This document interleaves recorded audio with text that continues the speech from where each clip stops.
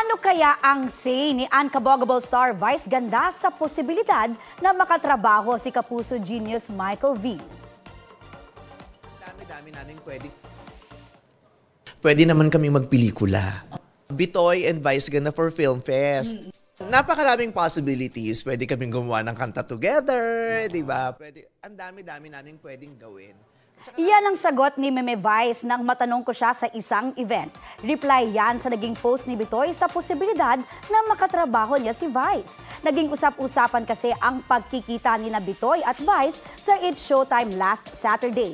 Kasunod dito, nag-post si Vice ng tufi nila ni Bitoy na may caption na Icon. Pinusuan naman yan ng madlang Kapuso.